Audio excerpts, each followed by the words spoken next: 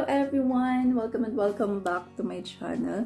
I am so happy today and gusto kong i-share to sa inyo na finally natapos namin ng asawa ko yung official website namin kung saan doon po dadaan lahat kung merong mag-assist ng visa application. Kasi starting today, mag-a-accept na po ulit ako ng clients for visa assistance. Finally, nagkaroon na naman po ako ng motivation na mag-start ulit.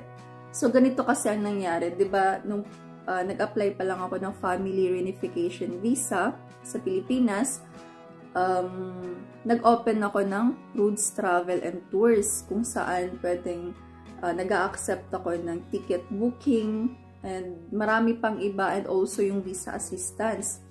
And then, pagdating ko dito sa Germany, nag-stop akong mag-accept ng clients.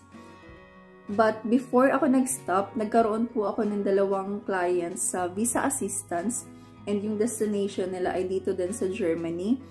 And nag-approve po yung visa nila. Though very stressful talaga yung peg ko nun while nag-assist ako sa kanila. Very complicated kasi nung time kasi na yun na nag-open ako ng Roots Travel and Tours, hindi talaga siya organized. Yung visa assistance ay hindi siya organized talaga. Kaya naman nagkaroon ako ng problema.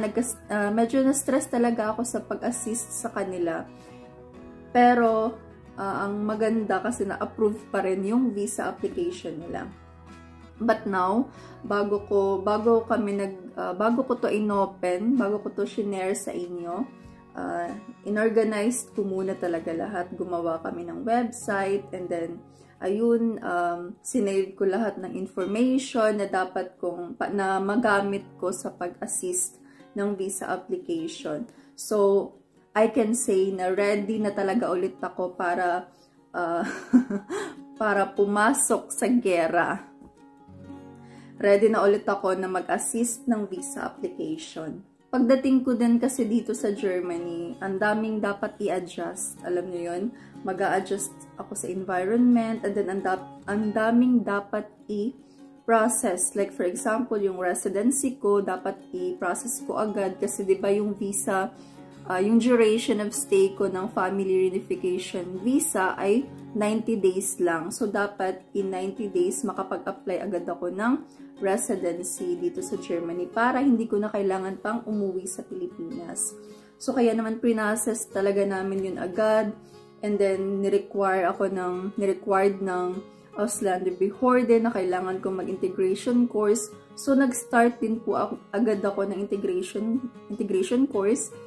And then, sobrang stressful po talaga ng Deutsch lernen.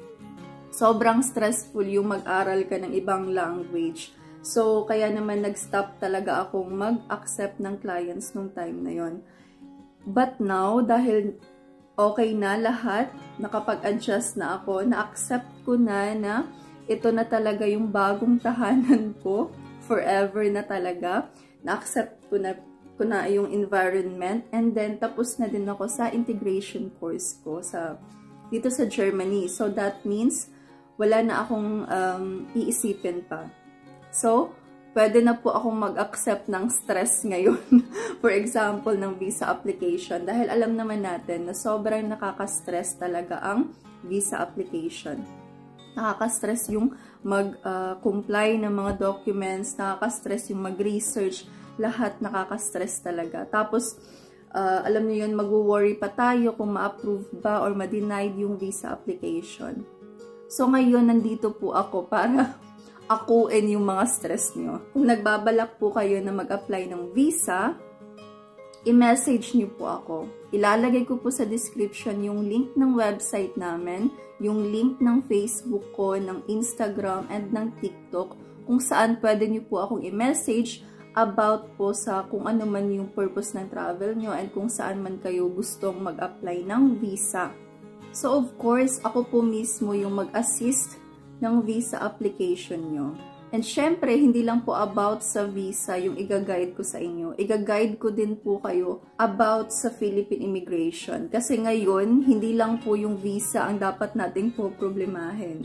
Kasi kapag hindi, kasi for example, meron na tayong visa, ay makakaalis na agad tayo. Dadaan pa po tayo sa Philippine immigration.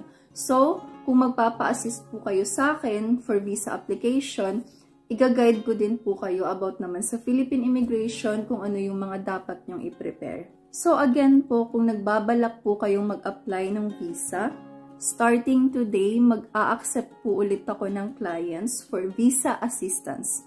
Ako po ang mag-guide sa inyo, ang mag-assist sa inyo para sa visa application nyo. Ilalagay ko po sa description or sa baba yung mga link po ng social media accounts ko kung saan pwede nyo po akong i-contact. And syempre, pwede din po kayong mag-comment dito sa video na to and then isi-send ko na lang sa inyo yung mga link kung saan nyo ako pwedeng i-private message. Thank you po for watching. Bye-bye!